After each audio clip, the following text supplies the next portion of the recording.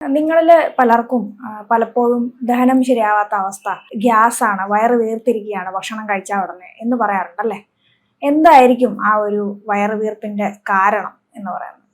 Gas എന്ന് പറയുന്നത് വെറുതെ ഉണ്ടാകുന്ന ഒരു കണ്ടീഷനാണോ, അതോ ദഹനക്കേടിന്റെ കൊണ്ടാണോ? നമസ്കാരം, ഞാൻ ഡോക്ടർ ശ്രീദേവി. ആയുർവേദത്തിൽ ദഹന സംബന്ധമായിട്ടുള്ള പ്രശ്നങ്ങളുടെ ഒരു ലക്ഷണങ്ങളുടെ കൂട്ടത്തിലാണ് ഗ്യാസ് കണ്ടുവരുന്നത്.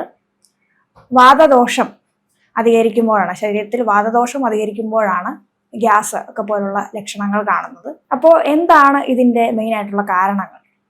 ഒന്നാമത്തെ കാര്യം, നമ്മൾ ശരിയായിട്ടുള്ള രീതിയിൽ ഭക്ഷണം കഴിക്കാത്തതാണ് ഗ്യാസിന്റെ മെയിനായിട്ടുള്ള കാരണം. കറക്റ്റായിട്ടുള്ള സമയത്ത് ഭക്ഷണം കഴിക്കാതിരിക്കുക, ഗ്യാസ് കൂട്ടുന്ന രീതിയിലുള്ള ഭക്ഷണ പദാർത്ഥങ്ങൾ കൂടുതലായിട്ട് കഴിക്കുക. ഉദാഹരണം, കിഴങ്ങ് വർഗ്ഗങ്ങൾ, അതുപോലെ ചില തരത്തിലുള്ള പയറുവർഗ്ഗങ്ങൾ, അതുപോലെ കൂടുതലായിട്ട് കഫിനേറ്റഡ് ആയിട്ടുള്ള ഡ്രിങ്ക്സ്, അതുപോലെ കാർബണേറ്റഡ് ആയിട്ടുള്ള ഡ്രിങ്ക്സ്, ഇപ്പം സോഡ, കോള ഒക്കെ പോലെ ഉള്ളവ.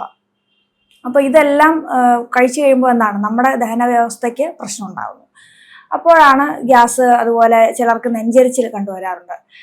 അതുപോലെ ആയുർവേദത്തിൽ പറയുകയാണെങ്കിൽ വേദനകളും ഒക്കെ ഈ ഒരു വാതദോഷത്തിന്റെ കൂടിയ അവസ്ഥ കൊണ്ടാണ് ഉണ്ടാവുന്നത്. അപ്പോൾ ഗ്യാസിന് എന്താണ് ആയുർവേദത്തിൽ പ്രതിവിധി, അതുപോലെ ചില ഹെൽത്തി ആയിട്ടുള്ള ഡൈജഷന് പറ്റുന്ന ടിപ്സ് എന്തൊക്കെയാണ്, ഗ്യാസ് കുറയ്ക്കാൻ പറ്റുന്ന ടിപ്സ് എന്തൊക്കെയാണ്? ഉദാഹരണത്തിന് വെളുത്തുള്ളി, അതുപോലെ നല്ല ദഹനത്തിന് ഇഞ്ചി, കുരുമുളക് ഒക്കെ നല്ലതാണ്. അപ്പോൾ അതിനൊരു ടിപ്പ് എന്നുള്ള രീതിയിൽ നമുക്ക് ഏറ്റവും എളുപ്പം നമ്മുടെ അടുക്കളയിൽ തന്നെ കിട്ടുന്നതാണ് ജീരകവെള്ളം എന്ന് പറയുന്നത്. അപ്പോൾ ജീരകവെള്ളം കുടിക്കുന്നത് ഗ്യാസ് കുറയ്ക്കാൻ നല്ലതാണ്. ചിലർ അയമോദകത്തിന്റെ സത്ത് കഴിക്കുന്നവരുണ്ട്. അതുപോലെ തന്നെ ധന്വന്തരം ഒക്കെ പോലുള്ള ഗുളികകൾ, അതുപോലെ പലതരത്തിലുള്ള അരിഷ്ടങ്ങൾ, കഷായങ്ങൾ ഒക്കെ ഈ ഒരു അവസ്ഥയിൽ വളരെയധികം ഫലപ്രദമാണ്. പിന്നെ ഞാൻ നേരത്തെ പറഞ്ഞ പോലെ അൺടൈംലി ആയിട്ടുള്ള ഫുഡ്, അതുപോലെ എന്താണ് ഫുഡിൽ നമ്മൾ ശ്രദ്ധിക്കാതെ കഴിക്കുന്നത്.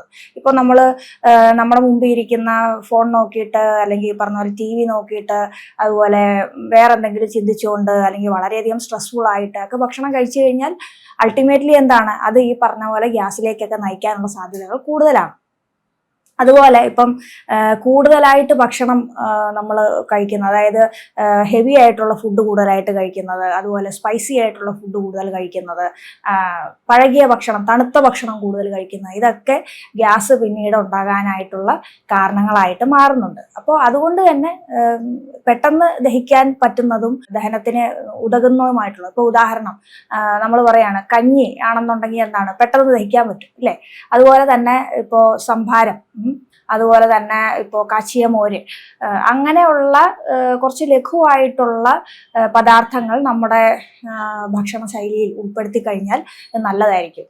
ഒന്നുമില്ലെങ്കിലും ഇപ്പം നമുക്ക് ഇന്നത്തെ നമ്മുടെ ജീവിതശൈലി, ഡയറ്റ് എല്ലാം മാറിയിട്ടുണ്ട്. പക്ഷെ എങ്കിലും നമുക്ക് ഈ പറയുന്ന പോലെ ഒരു രോഗാവസ്ഥ ഉള്ളപ്പോഴെങ്കിലും നമ്മൾ ഇങ്ങനത്തെ ആ ഒരു രോഗാവസ്ഥ മാറാൻ പറ്റുന്ന സിമ്പിൾ ആയിട്ടുള്ള ഡയറ്റ് ഉൾപ്പെടുത്തി കഴിഞ്ഞാൽ തന്നെ ഈ ഒരു കണ്ടീഷനിൽ ഒരുപാട് വ്യത്യാസങ്ങളുണ്ടാവും. പിന്നെ മറ്റൊരു കാര്യം, പലതരത്തിലുള്ള മെഡിസിൻസ് പലരും കഴിക്കുന്നവരുണ്ട്. അപ്പോൾ അതിൻ്റെയൊക്കെ ഒരു ആഫ്റ്റർ എഫക്റ്റ് ആയിട്ടും ഒക്കെ ഇത് ഉണ്ടാകാറുണ്ട്. അതുകൊണ്ട് എപ്പോഴും ആയുർവേദ ഡോക്ടറുടെ ഒരു നിർദ്ദേശപ്രകാരം വിധിയാവണ്ണം മാത്രം മെഡിസിൻസ് കഴിക്കാനായിട്ട് പ്രത്യേകം ശ്രദ്ധിക്കുക.